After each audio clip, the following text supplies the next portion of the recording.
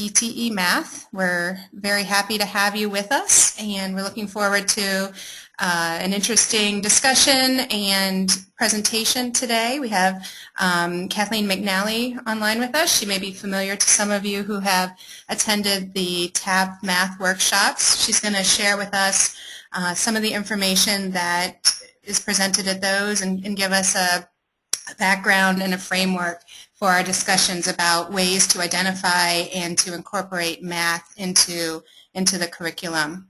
So I'm going to go ahead and switch into my slideshow mode. And just to give you a refresher about audio, right now we have everyone muted just to reduce background noise, but when we do have our discussion, we'll try to open up the microphones and let everyone have an opportunity to speak. You have two options for audio, calling in with your phone or using your built-in microphone and on your computer, and if you do that, we do recommend that you use a headset.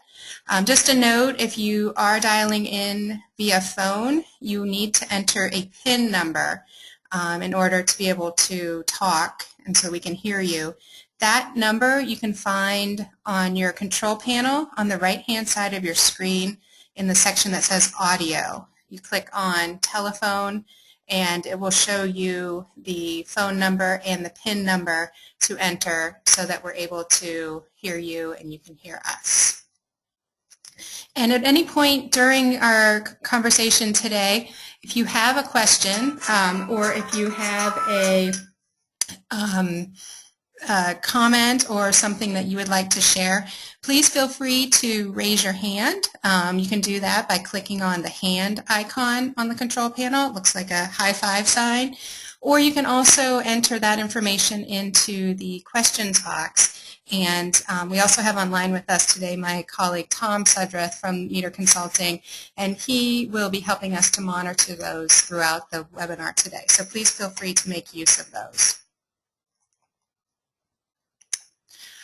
Just one quick note, housekeeping-wise, some of you have asked about receiving Act 48 credit for your participation in the webinars, and the Bureau of CTE has given us the go-ahead with that. Those of you who participated last year may be familiar with this, but our PLC participants are eligible to earn up to 5 Act 48 credits. In order to do that, what you'll need to do is actively participate in at least 3 of our webinars for your carpentry group, and to complete and submit a PLC response form within 5 school days of the webinar. And that form I will be sending out to you at the conclusion of our meeting today. I'll just give you a quick look at it. It'll look somewhat like this, basically asking you to provide some feedback and comments related to our session, what you found interesting and useful, and what you'd like to learn more about. So we'll be tracking the number of hours and participation of our members of the PLC, and at the end of the school year, if you are interested in pursuing Act 48 credit, you can ask us for a report out of your eligible hours. We'll provide that to you, and then you can submit that to your school for possible Act 48 credit, that they can prepare that and forward it to PDE.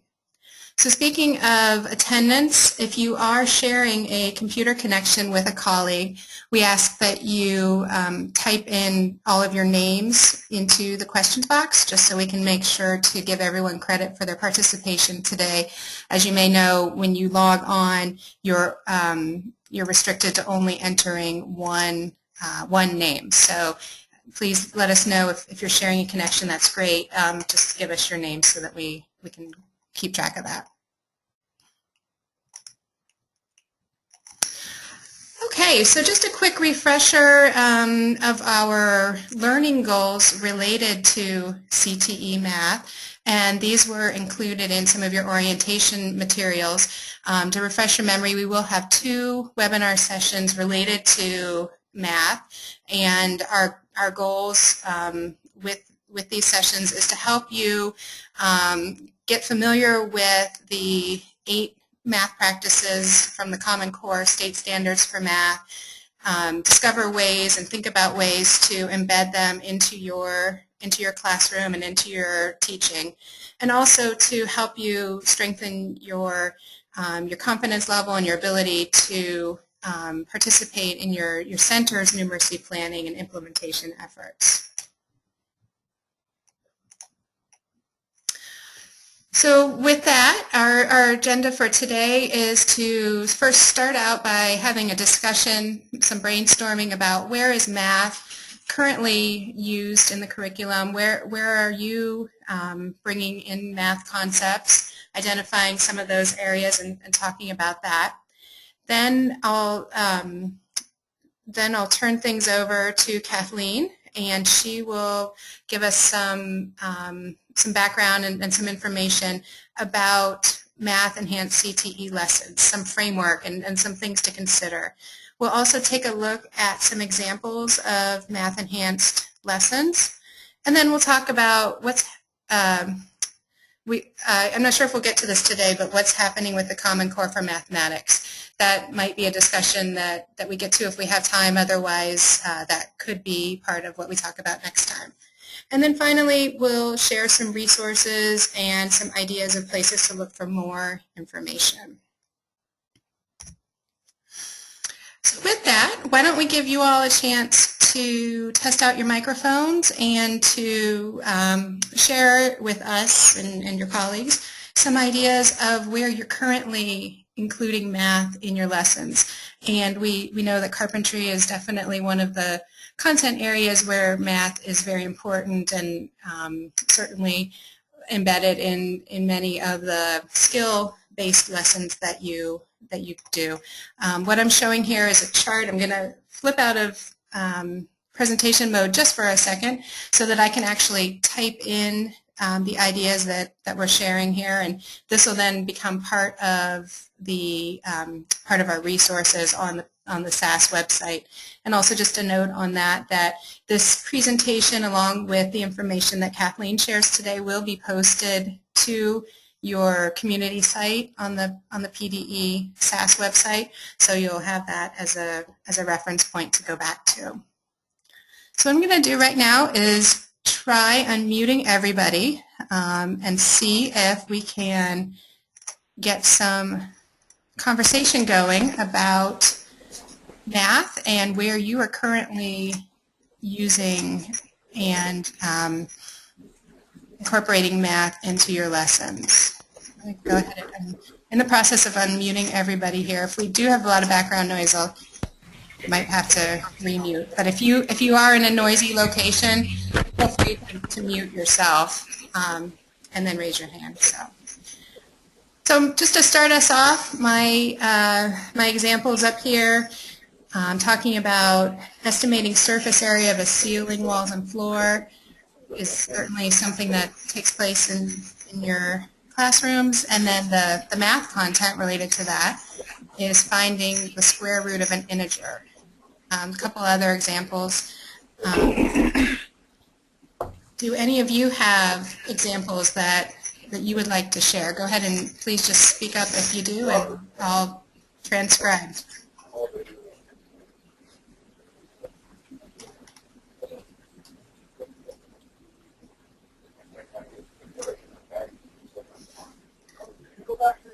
Everyone's a little quiet today. Let's see. Looks like we have Phil, who maybe doesn't have a microphone, so he typed in the questions box. The skill lesson is laying out a building, and the math content, the Pythagorean theory, and converting decimal. Converting decimal feet and inches to fractional feet and inches. Great, thank you for sharing that, Phil. I'm going to go ahead and mute everyone again, just because it is a little bit distracting with the background noise. Could I see a show of hands of folks who are talking about Pythagorean theorem and Pythagorean theory and converting decimal feet and inches to fractional feet in their lessons when they're discussing laying out a building. It's like Charlie, Greg, Peter, Rick, Steve, Tim, Phil. Okay, so that comes up quite a bit. And what would anyone like to make a comment about what is your students' comfort level when you start talking about Pythagorean theorem? Do you actually use that? Do you actually use that vocabulary? Do any of your students make a connection between what they're doing in your class and what they maybe have heard in a math class? Does anyone have any insight or comments related to that they'd like to share?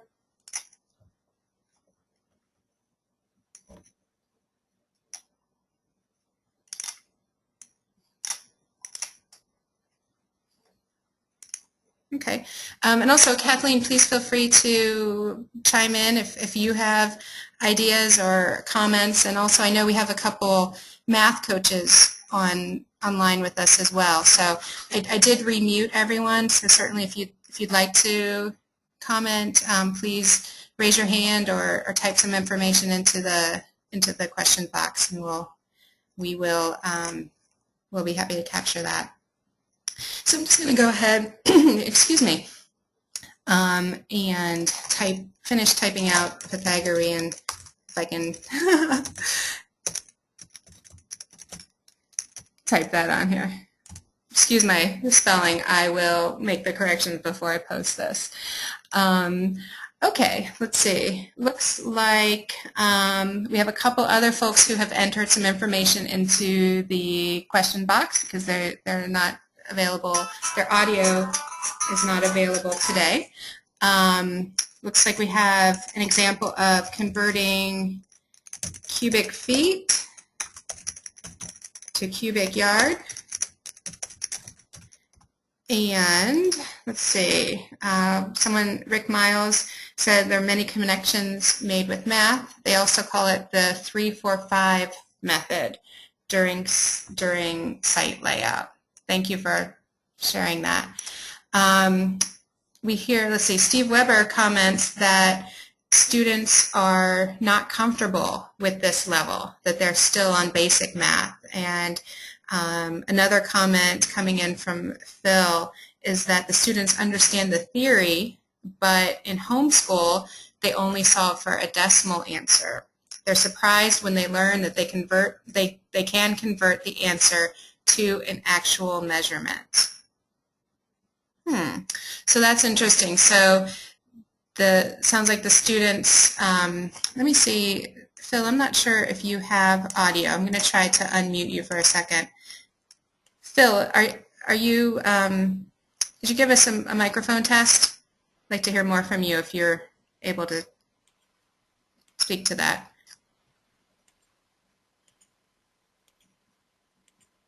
Okay, looks like might be having some audio challenges today. So that's interesting, though. It sounds like students are not completely making those connections between what they're hearing and doing in their two spheres of reference that they function in. Anyone else have examples or experience that they'd like to share? Looks like there's another example came in from John that says decimal feet to feet and inches. Steve Weber said scale measurements. So these are all good examples, and rather than me trying to type them into my chart here today, what I'll do is capture these and enter them into the chart before we post it to the SAS site. Looks like Peter says via the chat box that they use Pythagorean theorem when they calculate rafter length. Okay, that's interesting, and that's another great application of that. Kathleen, I'm wondering if I could maybe put you on the spot for a moment and just ask, related to this sounds like kind of disconnect for the students that maybe they're hearing about the theorems and the math concepts, but maybe not quite making that connection. Is that something that is pretty common? And do you have any thoughts on how folks might bridge that gap for students? Absolutely. Jennifer, am I coming through? Yes, we can hear you. Thank you. Great. Okay. Good morning, everyone. Great to be kind of an insider, a fly on the wall with your conversation. Very interesting. And yeah, I was just intrigued by this idea of showing how it works. The idea of, the Pythagorean theorem is a classic example. And, mathematics instructors go to great lengths, I think, at times to try to help students get it, to understand why the theorem works the way it does, the 3, 4, 5 concept.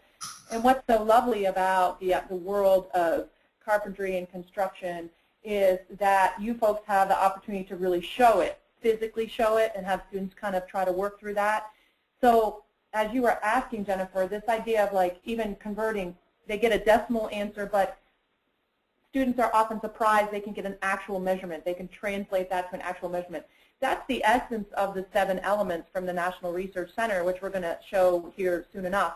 Just to review that it's really beneficial from both sides, both worlds, from the world of mathematics teachers and the world of CTE teachers, if we show both worlds, if we really take and be purposeful about showing that. And so I think these are great examples of why this is so important. Thank you so much. Great, thank you. And we had another comment entered into the chat box from Rick. He says, rafter length calculations, stair stringer layout, and building layout are tasks that they also use as an opportunity to present this concept.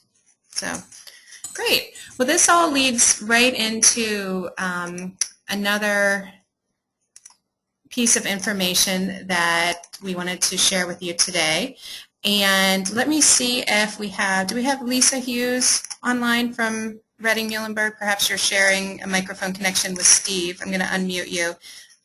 Are you there this morning? I am. Good morning.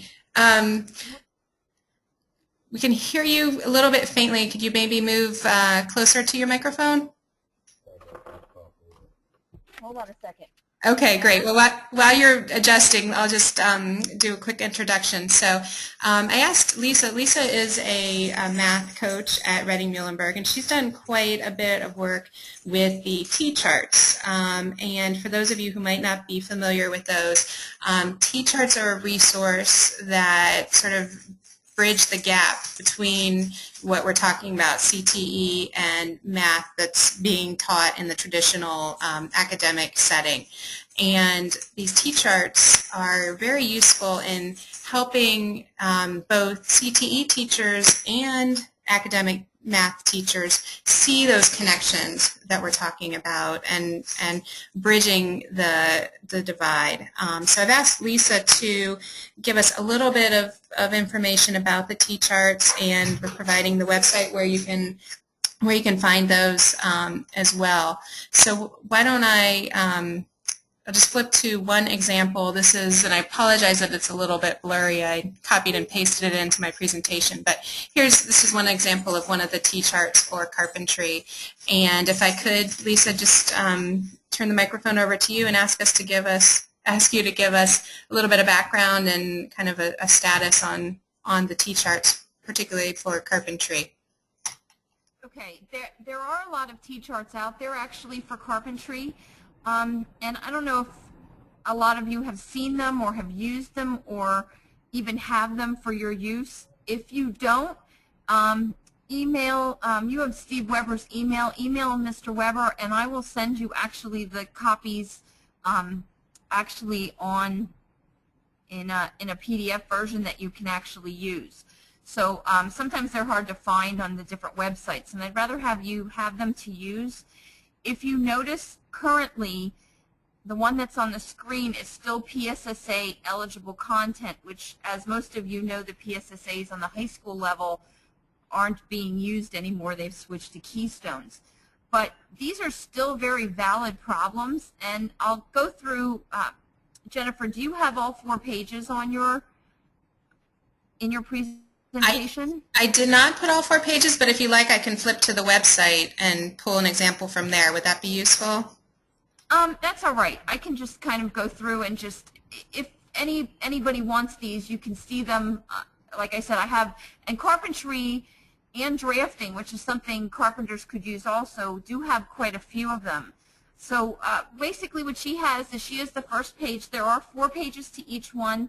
They are all on the same format. And if you see the one side, the left-hand side, has an actual problem that a carpenter might use as far as the mathematical version of it for the carpenter.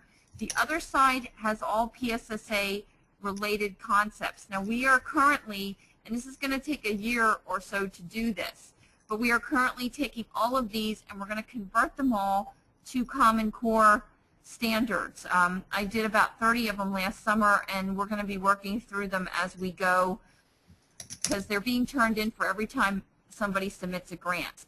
So the first page has these 2 examples on. When you go to the next page, and like I said, I know you don't have it, but I'll just go over it real quick. The next page has an actual teacher script and common mistakes that students make in regular math classes as well as math classes that you have when you run your carpentry programs in your theory periods. And that's kind of interesting to know. One thing I like is I like to know that when I look at students' mistakes, I know that other people are making them too. It's not just at my school or at my level. The 3rd and 4th pages, which are the pages I like the first page, but the 3rd and 4th pages are great because there are 9 problems that relate this concept to different areas of this math procedure. And the first 3 are all program-related concepts. And what I've been doing is I've been trying to help some of our teachers. Right now I've been working with the electrical teacher, and we've been setting up daily math lessons based on some of these problems. And the nice thing is on page 4 of this, all the problems have the work on them as well. So you have 9 problems. You have all the work shown on a step-by-step basis, so you don't have to recreate problems, or if any of our Career and Tech Center is requiring that we do math on a daily basis. So these are really nice. They're problems that you can do on a daily basis that you don't necessarily have to use the entire math chart as an entire lesson. You are more than welcome to pull it apart. So that's why I like it. I like to be able to maybe introduce the first page as a lesson and then be able to pull it apart as part of repetition, because that's what's important about math. You repeat it, because I know students do forget, and they do it once and they don't understand the whole concept that you're trying to teach. So that's basically what T-charts are in a nutshell. And like I said, please email Steve if you want any of these. I'll package them and send them to you so you can keep them on your computer at school instead of having to go to the website all the time to find them. Great. Thank you, Lisa, for explaining that, and also for all the work that you've been doing on preparing these and getting them updated. Can I just see a show of hands? How many of our participants online today have seen or used these T-charts before? Just take a quick straw poll here. 1, 2, 3, 4, 5. Okay, it looks like about, let's see, 2, 4, 6, about 7 out of 13, so about 50% of the group indicating that they've seen these. So that's a great start, and we will also be posting these on the SAS community site as well. So please either feel free to send an email or do both. You know, certainly request copies of these for your use, and also you can access them on the SAS website. They're not up there quite yet, but we will be posting those as well. So, Jennifer, can I say one more thing? Yes, please go ahead. I'm sorry. And if anybody is confused or isn't sure of some of these, please, Jennifer, you can give anybody my email address. Please email me. I'll help you with anything. I know some of you have math at your school, some of you don't.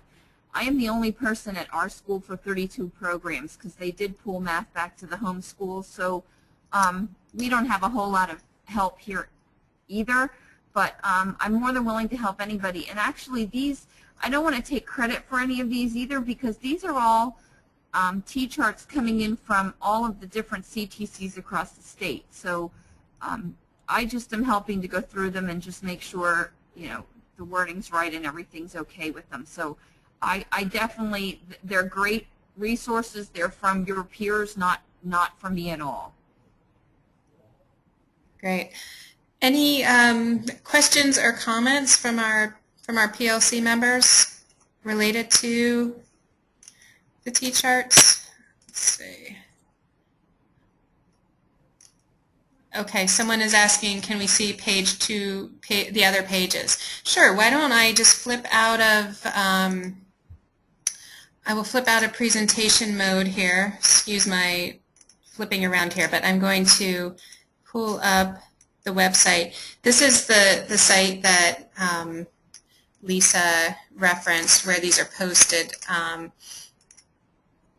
I'll go ahead and bring that up and we'll take a look at one of them in more detail.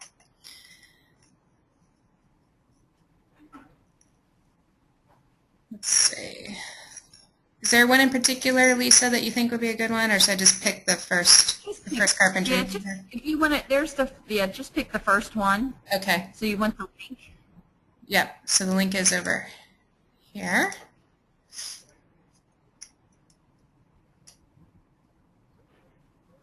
Okay.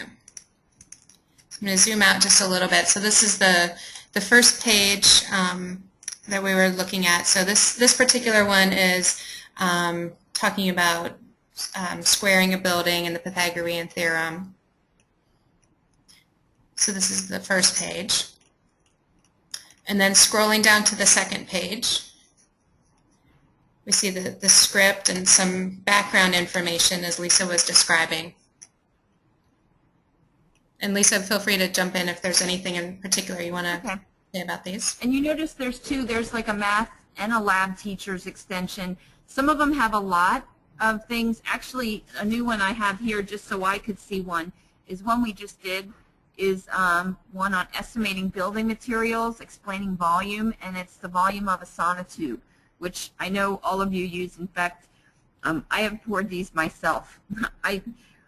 My poor husband gets stuck with me learning all this stuff when he does it because I want to learn it here. So I can send you this one too. Any that I've already done for Common Core, I will gladly send to anybody as well.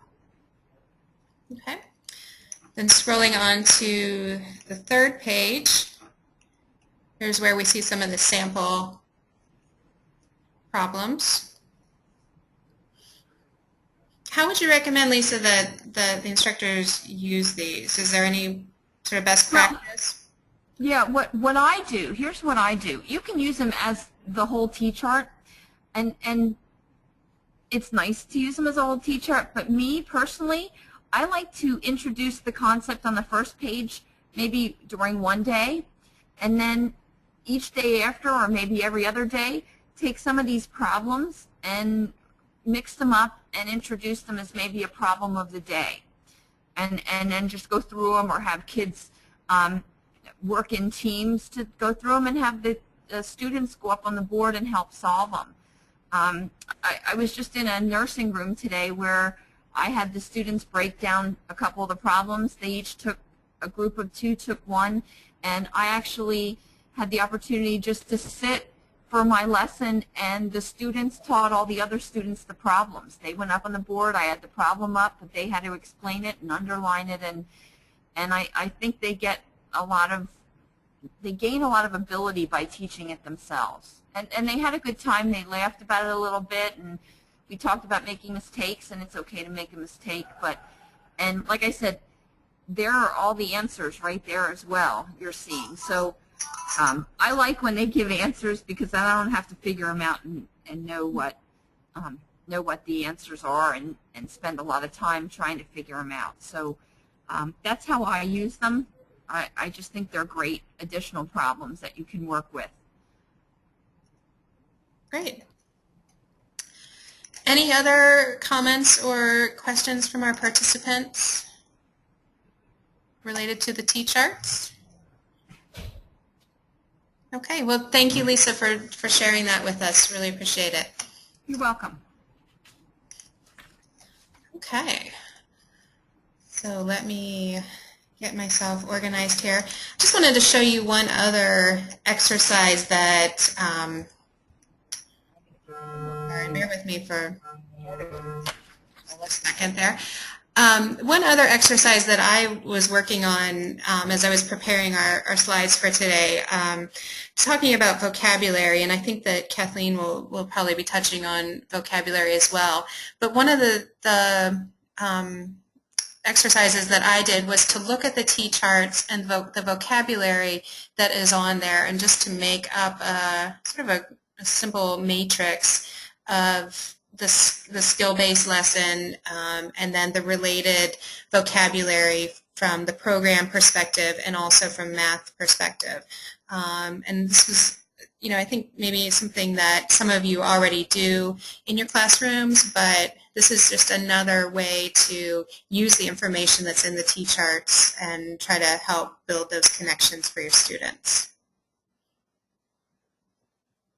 And this is pulled directly from the T-charts for the various program tasks. So with that, why don't I take a quick pause just to see if anyone has any comments or questions. I'm going to browse the question box. I did see that we had someone say, let's see, Greg Martin said that he uses a textbook called Practical Problems in Math for Carpenters, and he finds that is a really useful resource. So we'll be sure to list that information online and share that out with you. And also, we encourage you, if you have resources that you use, please share that information with us. You can send it to our PAPLC@meterconsulting.com web email address, and we will share that information back out with your colleagues. So, all right, great. So with that, what I'd like to do is turn our session over to Kathleen McNally. I'm going to try changing the presentation control over to you, Kathleen, and hopefully that will work. We'll give it a try, and I'd love to hear from you. Okay. So bear with us one second, folks, and hopefully, whoops. Is that working? Where are we? Yes, we see your screen. Very good. Okay. Do I need to get rid of that?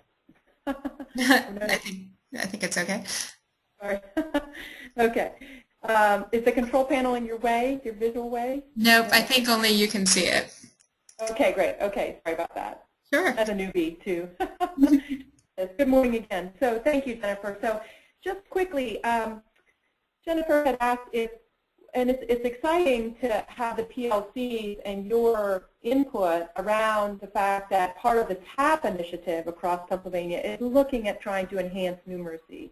And so to complement those two efforts is very, very exciting. And one of the backbones of the work that's been done across the country, so I'm looking at the big picture with you and just reinforcing for some of you, and maybe some of you have not seen this, is the research that was done several years ago by the National Research Center for Career and Technical Education.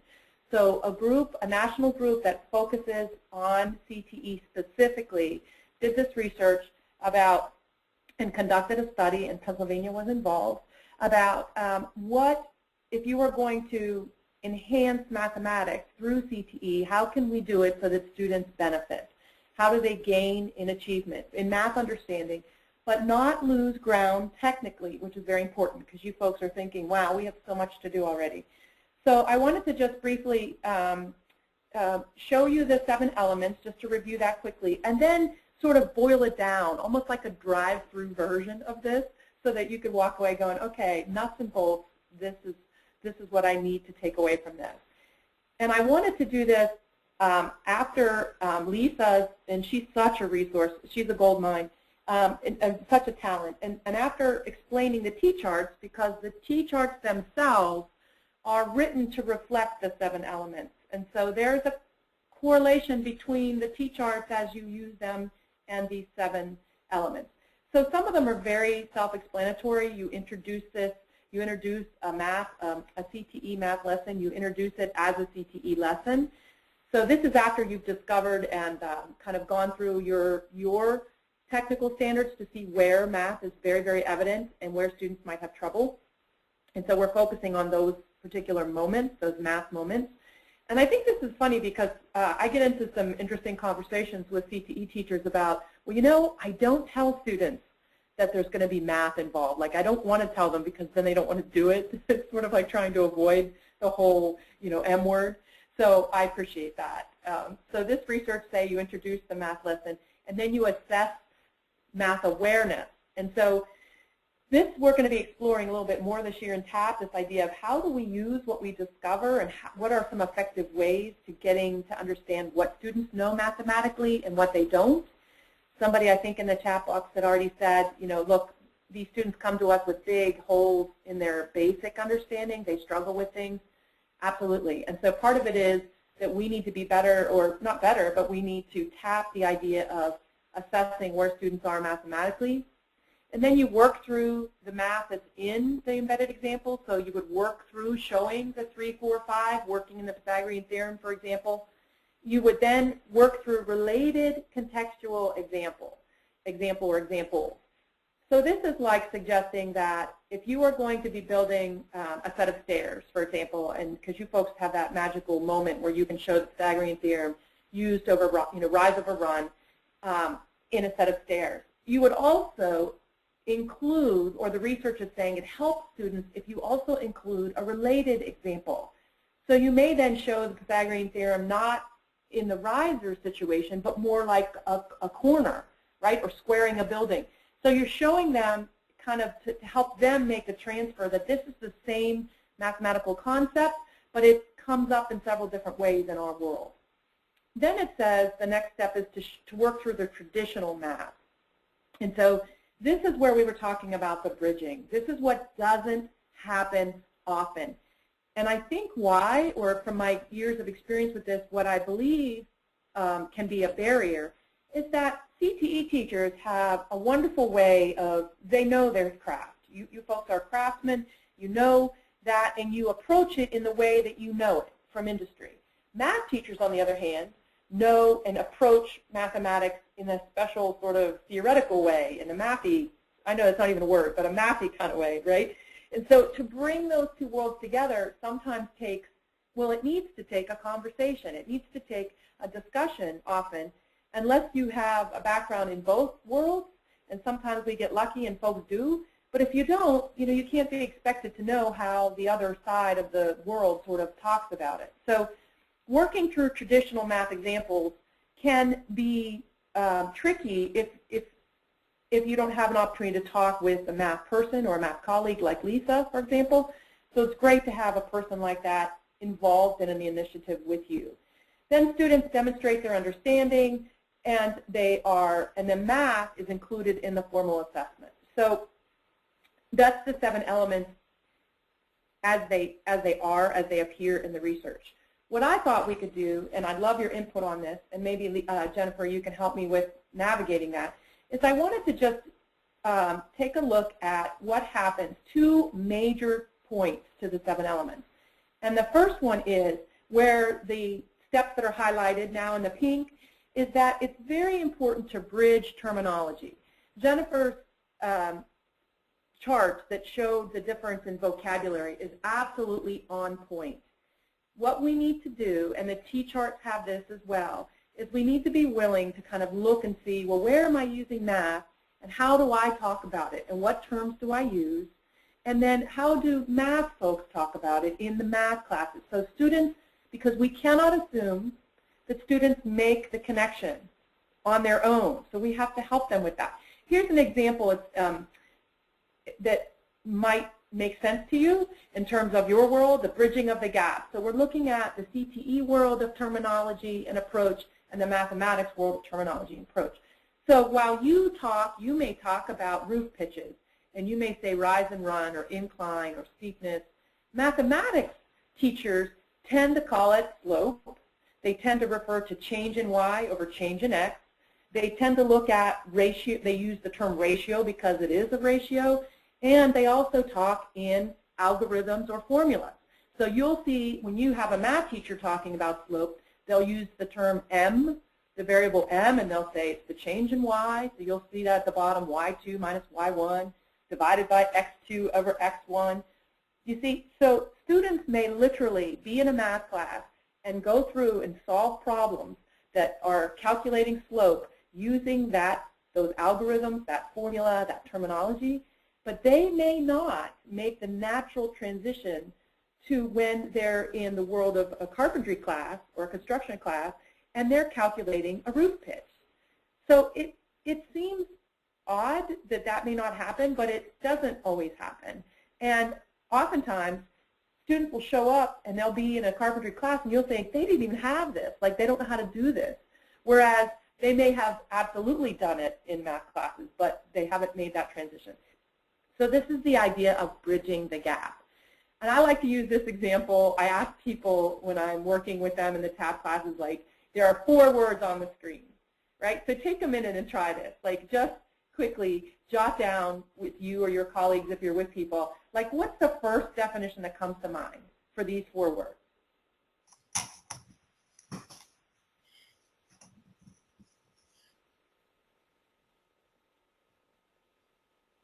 And I'd welcome you to type in stuff into the box. Jennifer, can you see the chat box? Sure, I will share, or if anyone would also like to raise their hand, we can unmute your microphone if you have some definitions that you'd like to share.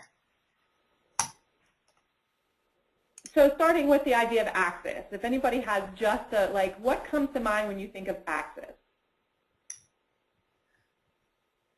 Anybody have something to offer? Our group is quietly attentive today. Oh, let's see. Some examples. X and Y, splitting wood. Another example, the earth is tilted on an axis. Exactly, that's perfect. A third, yard plus 3 feet, solution plus answer. Yep, great. Others? Any others for any of the other words? Oh, I think that the splitting wood was axes. Sort of a play on the word, or possibly students would be misunderstanding the word. And right, no, that's great. Yeah, I should. Yeah, I need to know that right now because I have to heat my home that way. So. Okay, yeah. One more. Range equals total perimeter. Total perimeter. Okay, okay. Yeah, so these are 4 examples of where everybody, we all see terminology and vocabulary from our own point of view, our own point of reference, our own paradigm of life. And so students may see these and may not be thinking, these are all mathematical terms, as well as they have meaning outside of mathematics. So for example, range is a very specific mathematical term that looks at distribution of data, and it goes from the lowest, the smallest point, for example, to the largest point would be considered the range of data. But it's also like, for culinary folks, they think about their stovetops. People think about shooting ranges. At least in my neighborhood, that's how we get our dinner. So that's just an example. The idea is, one of the takeaways from the 7 elements, those 7 elements of enhancing math, is that it's absolutely critical for us to take a moment and purposely bridge the terminology and the vocabulary. Thank you so much, folks, for who was tossing that stuff out. There's also another point, and if we look at the 7 elements again, and we look at this particular step, this idea of working through traditional math examples. This, if I was going to boil it down, the 2 most important pieces, I think, tend to be this idea of bridging terminology, and the second is this idea of really showing the both worlds together. So working through the math contextually, like creating, calculating the roof rafters, right, using the Pythagorean theorem, but also to work through the Pythagorean theorem in and of itself, almost as a traditional math type problem. And as Lisa said, and I loved her suggestion, in the T-charts, you can pull from those examples. And the T-charts are designed to show, around certain carpentry concepts, to show math examples that are related. And so it's important for us to do that. That's another point of intersection to help students make that transition. So earlier, for example, when folks were providing examples of where math is enhanced in the world or where it occurs, I love this idea of like, well, they have to, I think it was they were trying to go from cubic feet to cubic yards and make that conversion, cubic feet to cubic yards. That's awesome. So in this world, in the 7 elements world, what we want to do is we want to encourage CTE teachers that this is going to be part of an actual task, right, that they're going to have to convert cubic feet to cubic yards to figure out whether they're calculating the amount of supplies that they need, et cetera. But you also want to show students how cubic feet to cubic yards is done just traditionally mathematically.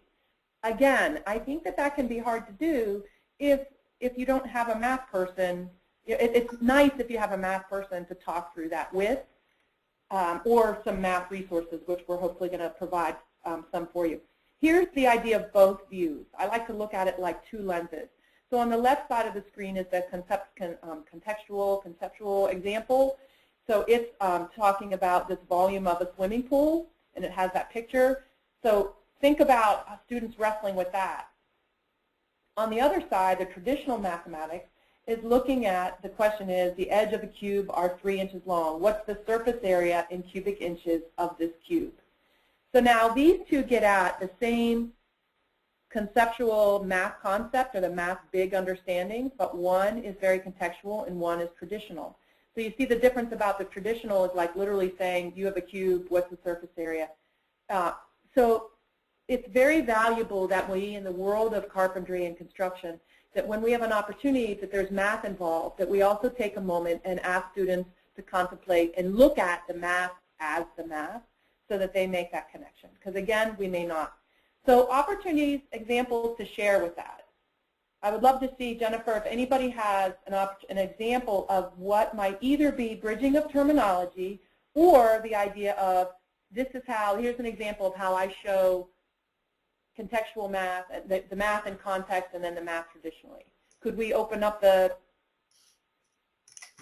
box for that?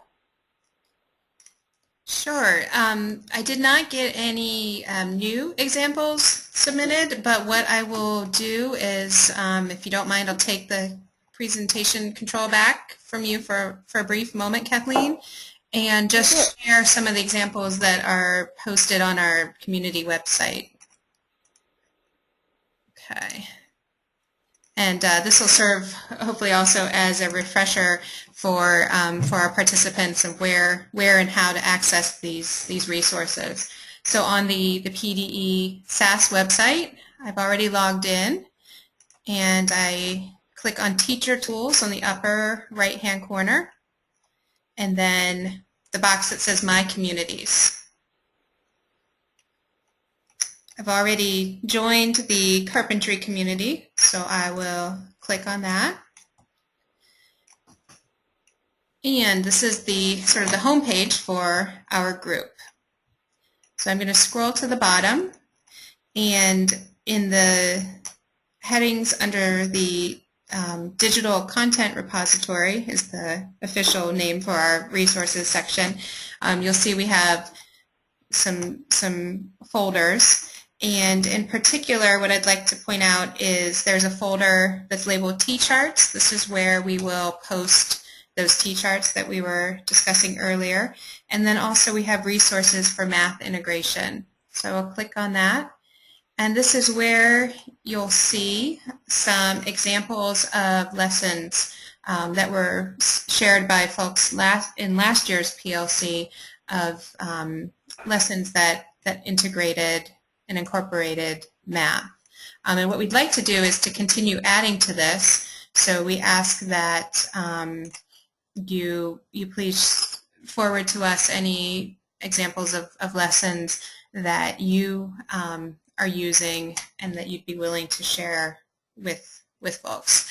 Why don't I just see if we still have Lisa Hughes and Steve Weber online with us. Lisa and Steve, we have quite a few lessons from your CTC posted here. Is there one that perhaps you'd be willing to just describe to us briefly? I have you unmuted. I'll pick one. It doesn't matter. Okay. Reading, let's see, the ruler worksheet or reading the tape? Is there, Okay. how about the ruler worksheet? Is that a good one?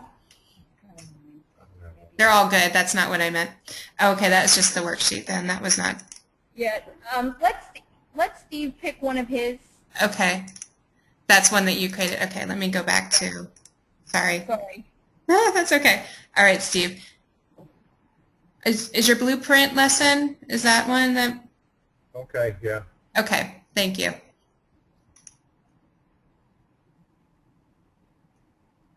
Bear with me as that loads here. There we go. Oh, it's just taking a moment to load.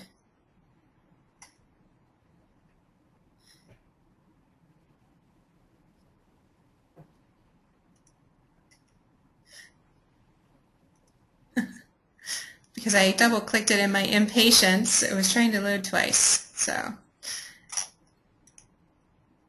should be with us in just a moment. Okay, there we go.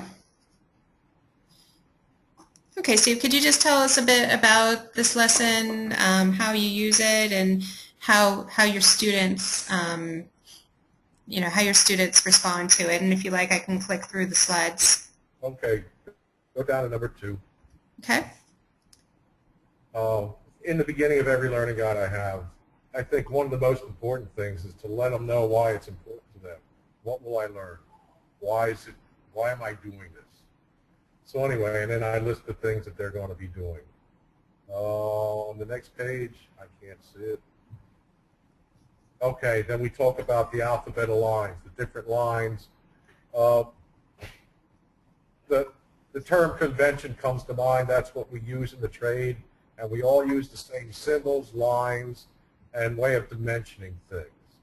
So then we talk about that. So in the beginning, we do the vocabulary that's associated with the learning guide. And I think after that, we start to talk about scale. Keep going. And again. And then I have the students draw this little bench. And we talk about scale, but this is their first drawing, so I don't have them draw this one to scale. I mention it, but we talk about the different lines in the alphabet of lines, how we dimension, the order that we write measurements in. It's really important for the students to know what order we write measurements in. It's convention. If you invert orders, change width for length or length for width, you don't get what you want when you order it. And from this, I have them determine a materials list. They have to look on the plan and select the number of pieces, the thickness, the width, and the length of the board, and then price out what it would cost to go buy the material. And eventually they build it and they do a carving on top. And but it gets them to start working with measurements. It gets them to start working with plan reading and plan drawing. We don't do anything in this program without either a prepared plan or a plan that the students draw. Their second project after this, then we start working to scale. They have to make the drawing to scale. Okay? Okay. And that's it in brief. Great. Thank you for sharing that. Kathleen, would you like me to change the control back over to you. Do you have additional slides that you'd like to share with us? I don't think you need to necessarily, you can keep control. I just wanted to, one last piece I wanted to suggest was kind of a precursor or sort of a commercial for, like an infomercial for where we're heading. And Mr. Weber, this example is so neat in terms of like looking at it from the 7 element standpoint. If you notice all the terminology, elevation, object line, dimension line, and all the technical, blueprint talk, and then when his students go ahead and do the calculations, how that can be a great, rich opportunity to bridge the terminology between that and mathematics. And then because measurement, students need to practice and understand the math behind the calculations. What I was going to suggest is that the next step to that, or what's coming or what's expected now with the Common Core state standards for mathematics, are these 8 math practices. This is part of them, and they're really important for CTE teachers.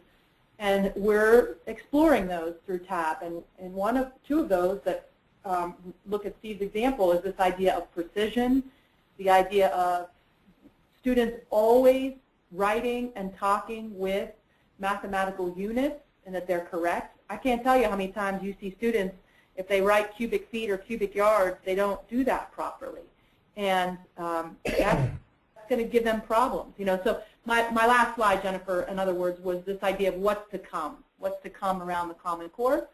And so you don't necessarily need to give me control. I just wanted to make a note of that. Thank you. Okay, great. Well, thanks. Okay, with that, I will go ahead and flip back to some of our concluding information today, just to share with you some additional places to look for math resources. And again, we want to continue building our compilation and our database of both sample lessons and materials, as well as websites and other resources that you use. So please keep that information coming. Right now we're capturing that on the SAS community site. Ultimately, we're planning to have some sort of a website that is searchable and pretty robust. So that's coming a little bit down the line, but for now, certainly the SAS community site is the place to look. As we showed you earlier, sample lessons and activities are posted on the SAS community site, and we took a quick tour of some of those. And then also, and these again will be posted to the site both as part of this presentation and also the links there. Some math activities that our friends at Reading Muhlenberg put together, just a sampling of where you can look for some additional activities related to math and carpentry. So I won't take the time now to click on those, but please browse those at your convenience, and hopefully you'll find them useful. And if you have additional ones to share, we'd love to hear from you. So in terms of next steps for our PLC group, our upcoming webinar, our next webinar, is scheduled for January 23rd from 9:30 to 11 a.m. and we will be sort of switching gears back to talking about more of the content and the technical lessons related to the carpentry program. That will be facilitated by my colleague Matt. And just a couple notes in terms of preparation for that webinar. If you haven't already, we ask that you create a SAS account and you join the PLC community group for our Carpentry PLC. Information on how to do that has been sent to you via email. It's also in the PLC newsletter, which we send out monthly via email. So that's certainly a useful resource, and don't just stop at the community site. Please look around on that SAS site. There is a wealth of information up there, and we certainly encourage you to poke around and see what's up there. We also encourage you, if you are interested in pursuing the Act 48 credits, to complete and submit a webinar response form that needs to be emailed back to us by the 11th of December. And as I mentioned, I will send that form out to you via email this afternoon so that you have that. So with that, does anyone have any additional thoughts or questions related to the information we shared today, that we discussed with the presentation on the seven math elements, or the T-charts, any of that you'd like to ask or share? Just take a moment, see if you do, raise your hand or enter that into the questions box, please.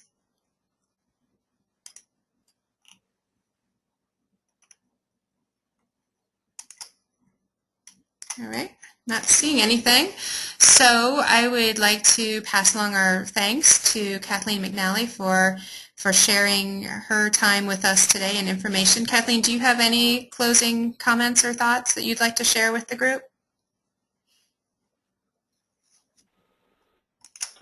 Just a quick thank you so much for letting me listen in, and as always, just learn so much from the CTE folks and their use of mathematics. And we're going to continue with this. I'm happy, as Lisa said, I'm happy also to share anything I have.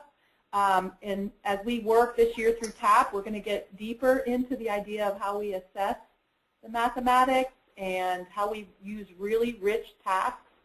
And Carpentry is a perfect area for that. And so going to be tapping my CTE colleagues for those. So feel free. I don't know if my email address is part of the presentation, but if we could add it as we post it, right? Is that okay? Sure. Okay, so that folks can feel free to send me advice or questions or whatever I have to share. I'm happy to do that. Thank you so much. All right. Thanks again. So as always, if you do have questions or comments, you are most welcome to contact us at Meter Consulting. You see our email address and our phone number there on the website. And we will be sending a follow-up email with those materials that we discussed today, and to let you know when the presentation has been posted to the SAS website. So thank you, everyone, for your participation today. Hope that you heard some useful information and got you thinking about ways that you can look for math and incorporate more math into your curriculum.